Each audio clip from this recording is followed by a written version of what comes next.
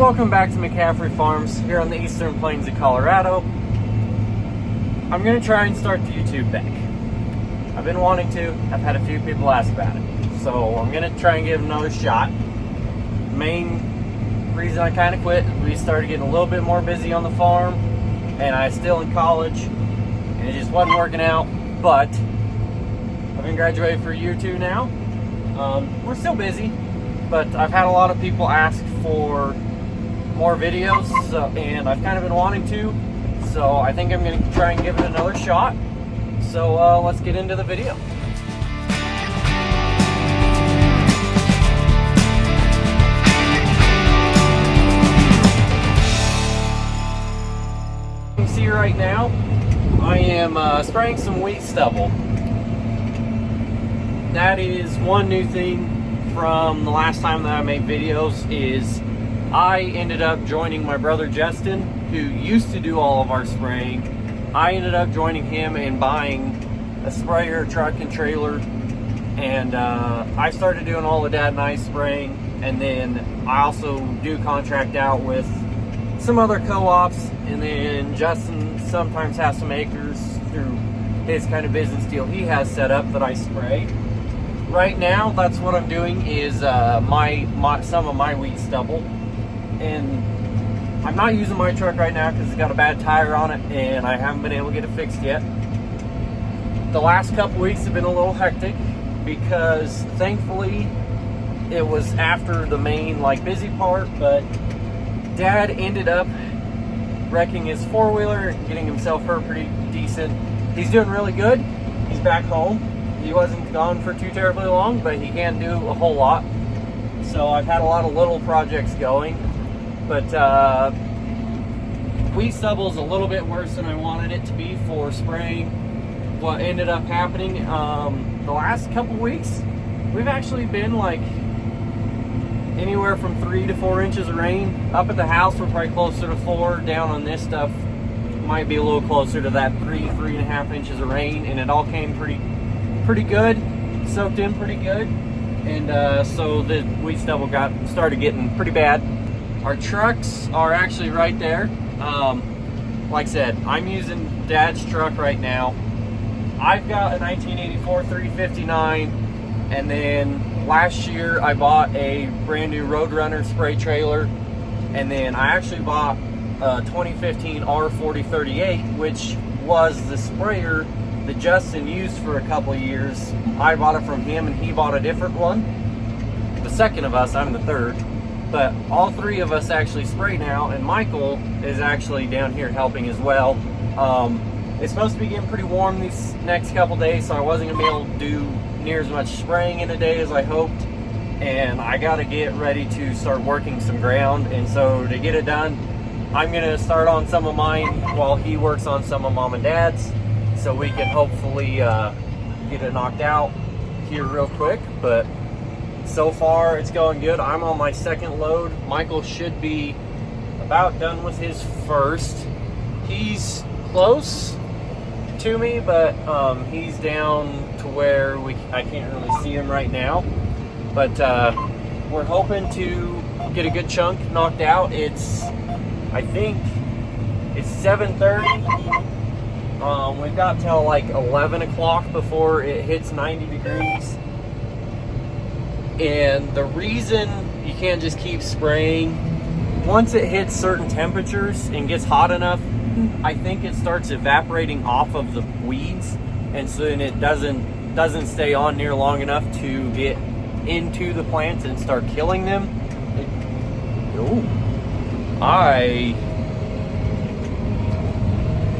That was interesting. There's going to be some ruts right there. We about got stuck. I don't know. There's some good ruts right there. So that'll be fun. I'm at least going with the way I'll plant corn next year. So that'll be kind of okay. But when it starts getting hot, it doesn't stick on the plant very long, and then it doesn't work. And since we're a little weedy, we want to make sure it works. So right now we're just doing 32 ounces of Roundup, 12 ounces of 2,4-D, and 8 ounces of dicamba. There's a few spots that might not work the best. there's a few spots it's really bad. But hopefully this should get most of it and knock it down and keep it from taking too much more moisture, and also keep it from going to seed and making the problem worse. So that's what we're doing right now.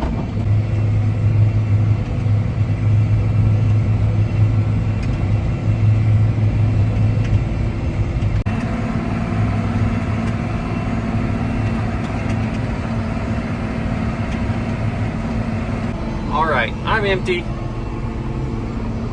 Mike got done with his first load. I'm on my second load. So we'll load up. Once he's done, I'll have to put water from my tank back into his. But what didn't help Michael is he had two 56-acre fields, and I'm in a 320-acre field. Then I'll have 160 right here. So I'm going through water a little quicker because I have mile-long rows. He only had half mile, and he had to do 2 fields.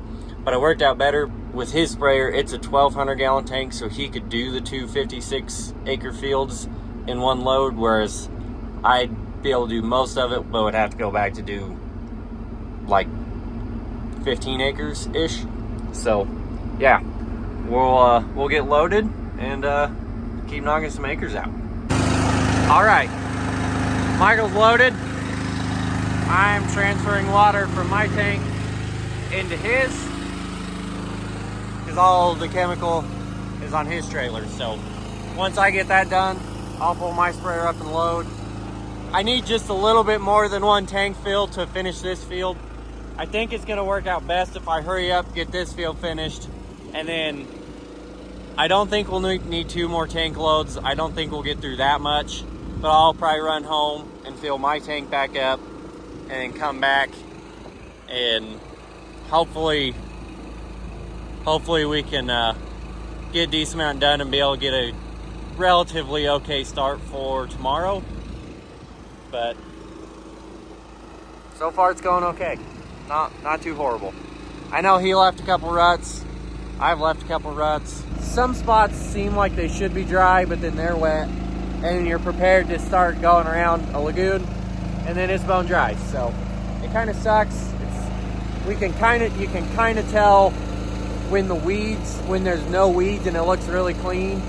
You can have a good idea that maybe it's wet because it was waterlogged for some point, but it's sometimes kind of hard to see the water.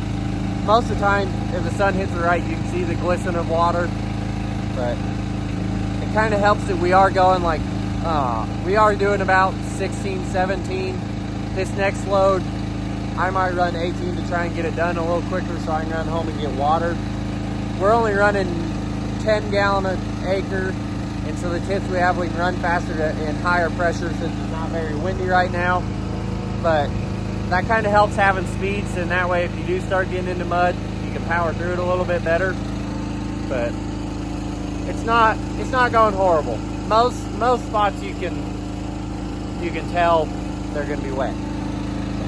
As long as it stays that way and we don't bury a sprayer, should be okay. I'll give you a little bit of tour while I finish loading. The nice part about the way we spray is all 3 of us have the SurePoint Quick Draw. It's a little expensive, but I would not spray without it. It is very nice. Because right now I'm going to be loading 3 products and I don't have to do anything. The only thing I have to do is AMS and our surfactant.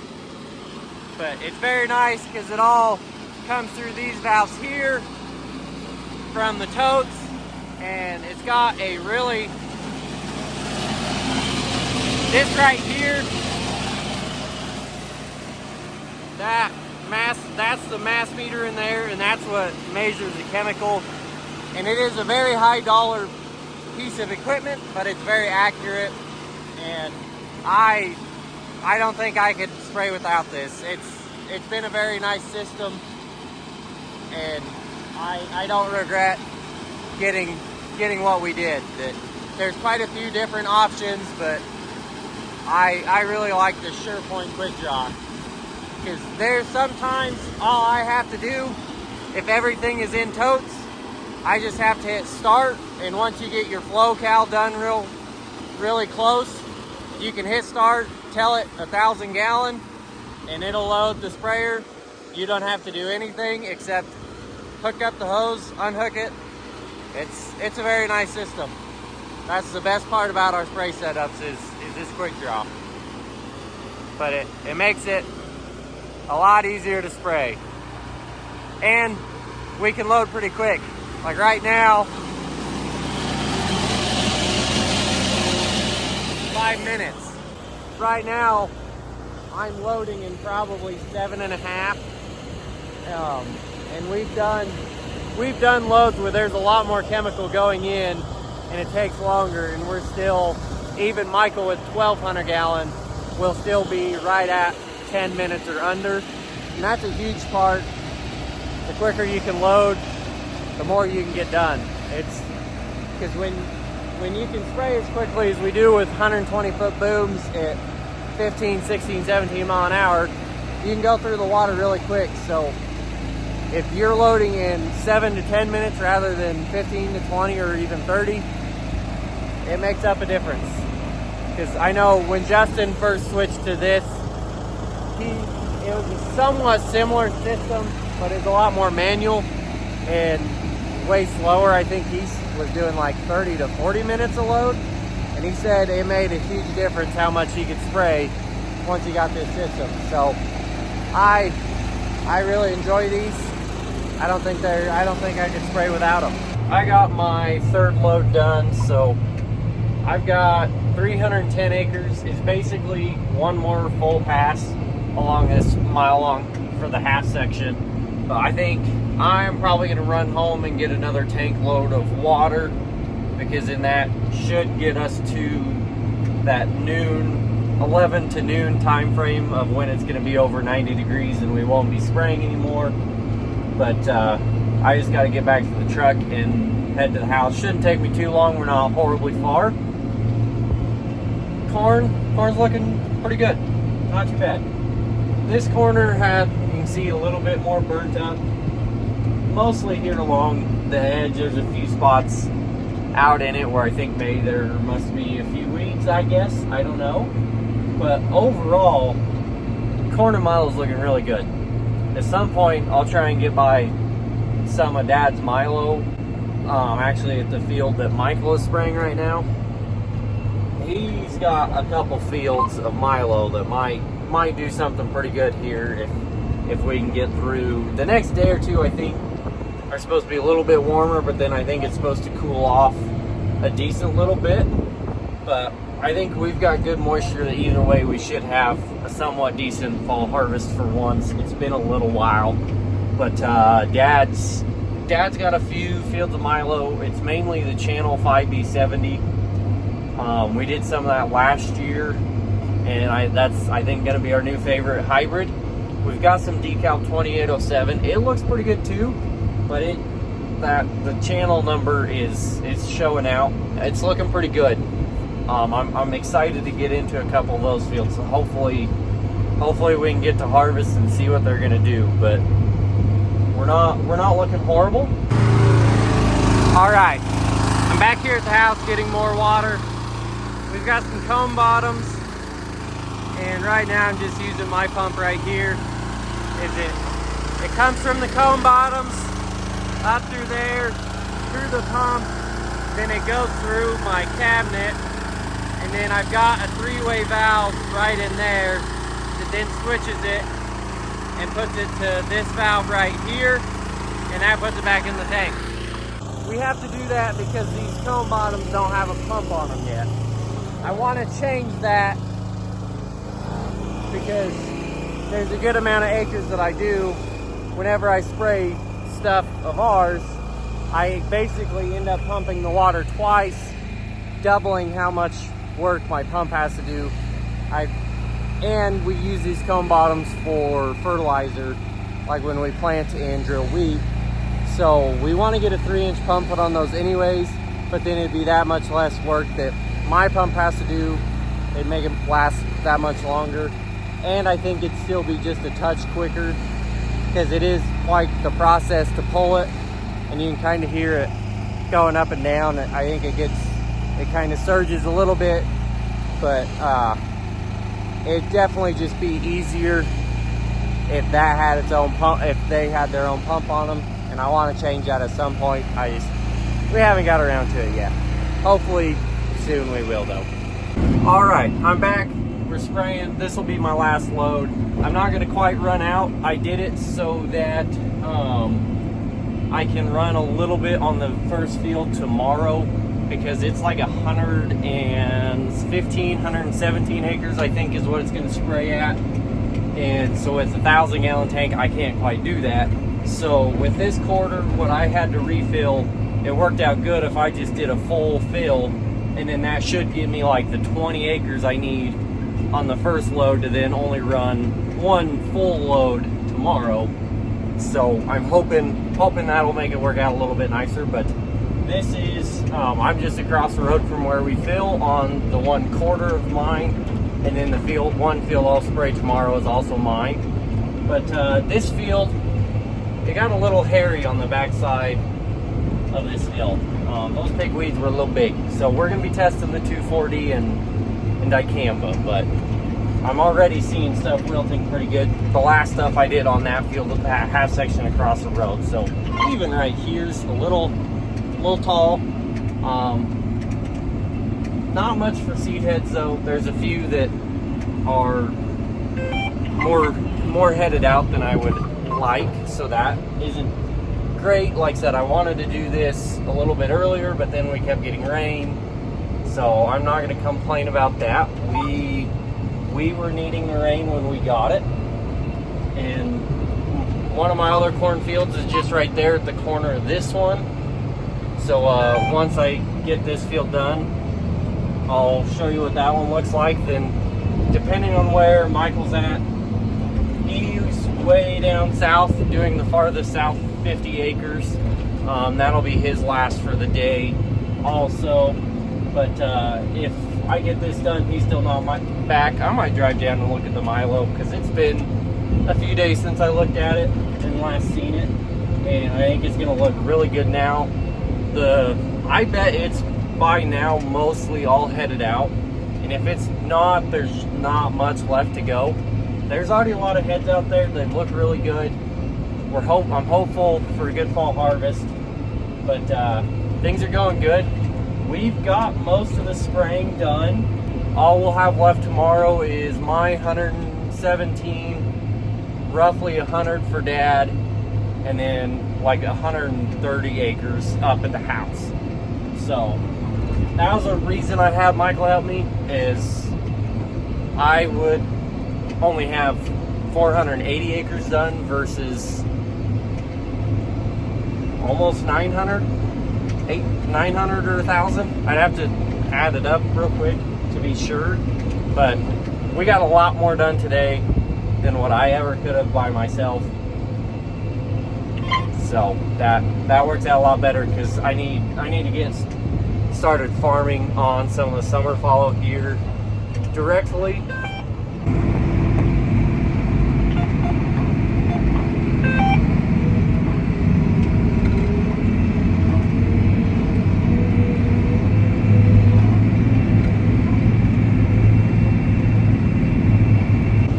So that, like I said, that's the main reason, is I just, with me not having the most time and Dad not being able to help a whole lot, like I said, he's doing really good, but he just can't do much right now, like as for actually going out and farming, doing stuff like that.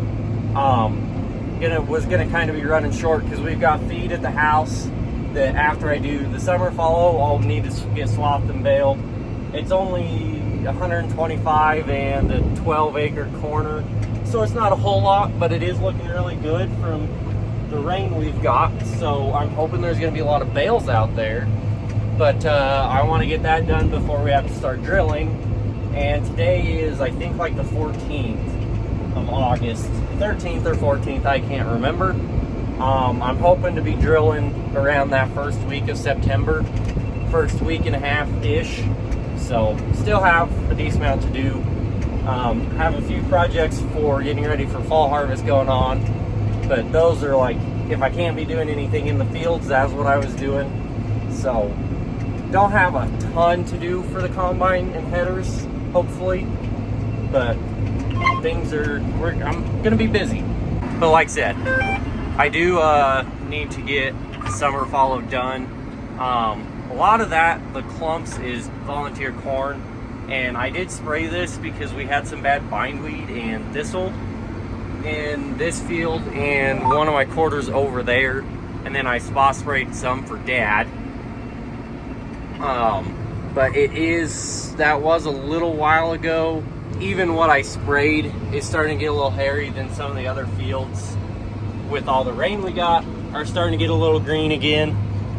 So I'm hoping we can get those worked here soon, get them looking good and be in great shape for drilling, and hopefully we'll have some good moisture to get a good wheat crop up. All right, I'm getting ready to do my last pass on this field, but while I'm here by the corn, I just thought I'd come take a quick look at it. But I haven't seen Michael yet. I might go pull a couple ears. Which, I mean, it looks really good. There's a few spots over there where it's a lot sandier and had some issues with some grass. The stand isn't great.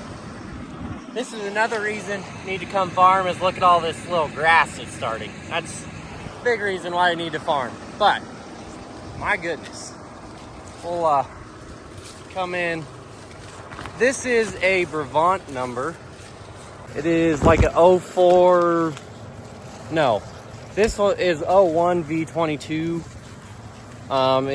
One I haven't tried before, but the friend that I had been buying seed from for the last time or two felt somewhat confident in it, so I decided I'd try it. It doesn't look bad. It's looking pretty decent. This, where I'm at, really hasn't had much for crops on it. I put some millet in pretty late last year. Most of the ground that I farmed came out of CRP, and a lot of it came out in circles, and then the corners came out, I think, fall of 23, but I couldn't really do anything. So they didn't get anything until last year. The millet didn't do very good. It just was a mess the whole time. So this is really the first true crop that this field or this area is getting. But it's not looking bad because a lot of it's 7-8 foot tall and it's looking like it's got some decent ears. So we'll let's pull this one. For the most part, we're staying pretty clean. The bottom of the plants look pretty ugly because it did get some decent hail. Not long before tassel, I believe, but we got us a pretty decent ear. So I'll get back out of the corn, shuck it, and see what it's like. I've been seeing some pretty decent ears. This is looking like it could be some really good corn for our area, dry land anyways. So far, my best corn yield is like 31 bushel since I've been farming because of either drought or hail. Either I don't get rain, things look like crap, or I do get rain, get horrible hail, and it just never recovers. But this year we've gotten some good rain, gotten a little bit of hail, but nothing, I don't think anything enough to hurt the yield too much. So I'm gonna be interested to see what this stuff does because it's looking really good. But we're back out, so I'll get this shucked real quick and look and see what it looks like. Alrighty, that's a good looking ear. That is it's 14 by 48, so I'll have to do the calculations. Planted at 12.5. This is some pretty sandy ground though. This quarter, and the quarter I'm spraying, it's some pretty sandy ground. Honestly, as good as the corn looks, probably could almost plant it heavier. 12,500 plants an acre for corn is a pretty common number for this area, just because a lot of times we never really know how much rain we're going to get. Sometimes you can plant 10,000 and it'll still burn up, and This year, I'm actually interested to see. I've got a spot where when I planted for a couple rounds, I did 15,000. I fully expected it to burn up, look like crap, but it actually, you never really could tell. So I might have some good yield for those 2 passes, and kind of makes me wish I would have been brave enough to plant most of the corn at 15,000. But like I said, I fully just anticipated it to burn up. Oh, that was a big bump. I anticipated it to burn up, look like crap for that 2 passes, and be like, oh man, that sucks. But we ended up getting rain, and now it looks good. So I'll be interested to see how that yields. But a 14 by 48 at 12.5, that'll still make some bushels. That could potentially still be some 90 bushel corn. So I'm excited to see what stuff does this year. It's gonna be one of our better fall harvests for quite a while, as long as we can stay away from the hail the rest of August. I think we'll have a good harvest. But ideally, we'll cool down the next couple of weeks, maybe get another shower or 2 to help get us started with get us through grain fill. I love seeing this is all but maybe from like right there to the tip isn't fully filled, but it's basically there. The rest of it's a good yellow color, so hopefully we'll be through grain fill. And I mean, we still got plenty to do. They can run some test rate down if we don't get the good weather, but I think no matter what, we should be at a good harvest. It's a matter of how heavy the corn is. Hopefully we've got some good heavy corn, because that'll have bushels like no other, and hopefully it'll be a fun harvest. All right, we're both loaded up, and Michael's backing up. He's gonna have to pull out first, but we're done for the day. We only have like 330 acres to do tomorrow, so not too bad. I calculated the numbers on that ear, and at 12,000 population, being 14 and 47-ish long is what it was. If it's good test weight, could be upwards, pretty close to 100 bushel corn. Even if it's bad test weight, it's still the one deal is still showing like 70 some bushels. So I'd take 77 even. Obviously 100 is gonna be better, but we'll see.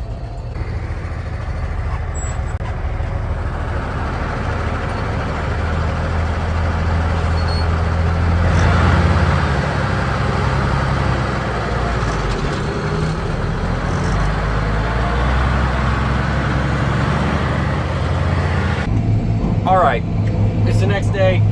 I'm just getting ready to finish up the last field. We are on our last pass, almost done. Should just be about right to where run out of chemical. But last little bit of weed stubble is gonna be sprayed today. It was just me spraying. Michael ended up getting some other custom acres through one of the nutrients that he went to go do, and there is just 3 fields is enough. I could get it done this morning before it got too hot. So we switched everything back to my trailer, and I got this finished up. So next thing is gonna be I need to get the field cultivator ready. I'm gonna try and hit all of the farm ground, because with all the rain we got, there's starting to get low green in a few spots. The one field of mine just right south of here is really green. Not very big. It's all still pretty small, so that's why we want to use a field cultivator, is it leaves a way better finish. And I think we just get a lot better stand behind it from something, kind of an instance we had last year on some of my wheat, or for this year's harvest, is where we ran that to kill a little bit of grass not long before drilling. It was some of our best looking wheat. So we're kind of wanting to try that again, if we could do one last pass with that and see if we can kind of replicate that. But everything is looking okay. So like I said, that'll be the next thing. I got to get some field work done, but this will probably be the end of this video. I had a few people ask for me to start making them again, and I've been kind of wanting to, so we'll try and give it a shot. And as I was saying earlier, I think we hopefully should have some good harvest videos coming up. We could always still have a chance of some bad storms to get some hail here in August. Hopefully we should be past them, but I'm hoping we are, because we've got some decent looking fall crops. For example, Dad's Milo right here. That is some of the thickest rows of heads that I think I've ever seen on Milo for our farm. And that's not even the good field. Dad's got that variety specifically is a Channel 5B70, and it's looking pretty impressive. We've got like 88 acres of 5B70 here on this field, and then 20 acres of decal 2807. And the decal looks pretty good too, but it does not hold a candle to just how many heads this channel number has put out. And part of it is we've had really good rain. Like, I think maybe right at end of May, end of June, we had really good rain. And then we the corn of Milo got off to a really good start. And we were starting to look ugly. It was starting to get bad.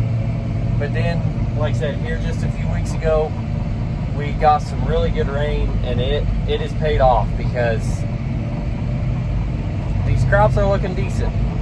We can still lose a lot of yield if it stays hot, and the factor now will be test weight. That'll be the main driving factor in yield right now. Is I think we're gonna have a good harvest no matter what. It's a matter of if it's gonna be a good harvest or it's gonna be a fantastic harvest. I'm hoping we can get some decent test weight and have some really good yields, because if we can have some good test weight, we could be getting some grain. There's potential there, so I'm hoping for some good test weight. So I guess we'll have to see how that goes. But everything's looking good, and hopefully we should have some good moisture for drilling wheat. So we're looking good. It's been a little while since we've been able to say that this late in the year, getting ready for harvest. So we'll take it.